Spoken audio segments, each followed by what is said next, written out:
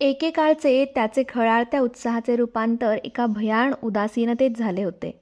त्याची जगण्याची उमेदच संपली होती. जी कोर्टरूम तो एकेकाळी त्याच्या अतिशय नाट्यपूर्ण संभाषणांनी आणि वादविवादाने गाजवायचा, त्याच कोर्टरूममध्ये आता तो अगदी क्षुल्लक केसेस लढवत होता.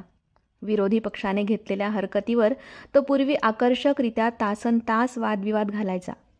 आता मात्र त्याच्या बोलण्यात उपरोधिक कडवटपणा आला होता. खरोखरच ज्युलियनमधला उत्साहाचा झराच आटला होता. याला कारण फक्त त्याचे धावपळीचे जीवनच नव्हते, तर आणखीही काही खास होते. रोजच्या रटाळ जीवनाला तो कंटाळला होता. रोज तो मला सांगायचा की तो जे काम करतोय त्यात त्याला अजिबात रस वाटत नाही. त्याच्यात एक पोकळी निर्माण झाली आहे. ज्युलियन सांगत होता की घरच्यांनी जरी त्याला जबरदस्ती कायदेविषयक अभ्यासासाठी पाठवले, तरी नंतर त्यात त्याला रस वाटायला लागला होता. खूप अभ्यास करून त्यात तो तरबेज झाला होता. कायद्यातल्या वाटा पळवाटा त्याच्या तल्लख बुद्धिमत्तेला आव्हान देत असायच्या.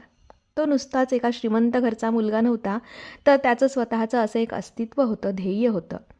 दुसऱ्यांना अडचणीत मदत करायची हे ध्येय त्याला आयुष्याची पुढची वाटचाल करायला कारणीभूत झालं. त्याच्या आयुष्यात ही पोकळी निर्माण होण्यास अजून एक कारण होतं. मी त्या फर्ममध्ये रुजू होण्याअगोदर त्याच्या आयुष्यामध्ये काहीतरी दुर्घटना घडली होती असे जुने लोक सांगत. पण काय घडले होते ते मात्र कोणीच सांगत नव्हते. हार्डी नावाचा आमचा एक पार्टनर होता. तो खूप बोलका होता. कोर्टापेक्षा जास्त वेळ तो बारमध्ये गप्पा मारण्यात घालवायचा. त्यालाही मी विचारले, पण त्याने काहीही सांगण्यास नकार दिला. त्याला गुप्ततेची शपथ दिली होती.